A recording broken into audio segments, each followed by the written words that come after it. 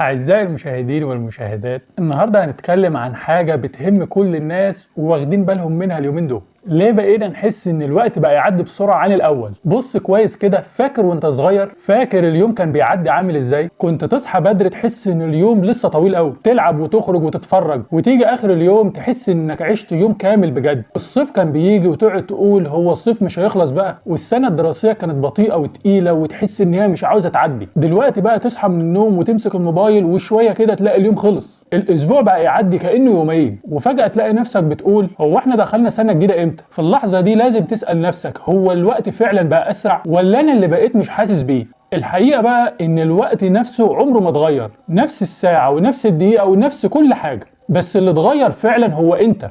وانت صغير كانت كل حاجه في حياتك كانت لسه جديده، كل حاجه كانت لسه اول مره، أول مرة تروح مدرسة، أول مرة تتعرف على أصحاب، أول مرة تجرب لعبة، أول مرة تخرج لوحدك. كل اللحظات دي كانت مهمة بالنسبة لدماغك، فكان بيصورها ويحفظها بالتفاصيل. عشان كده اليوم كان بيتملي أحداث واليوم كان طويل. لكن مع الوقت حياتك بدأت تبقى شبه بعض، تصحى نفس الروتين، تنزل نفس الطريق، تقابل نفس الناس، ترجع نفس اليوم. دماغك هنا بيبدأ يوفر طاقة، فبيقول أنا شفت اليوم ده قبل كده، مفيش حاجة جديدة، فبيقلل تركيزه ويعدي اليوم بسرعة وما يحسش بكل تفاصيل، وفجأة تحس ان اليوم اختفى. ومش بس كده، كل ما الروتين بيزيد احساسك بالوقت بيقل، الايام تبقى شبه بعض، فتحس ان الايام كلها اندمجت مع بعض وكأنك عايش نفس اليوم بيتكرر. وفي حاجة مهمة جدا لازم تعرفها، عمرك نفسه بيأثر على إحساسك. وانت عندك 10 سنين، سنة واحدة كانت جزء كبير من حياتك، لكن دلوقتي السنة بقت مجرد رقم ما بين سنين كتير، فطبيعي جدا تحس ان السنة بقت تجري. وفوق كل ده في حاجة مهمة جدا بنعملها كل يوم وبتسرق وقتنا من غير ما نحس،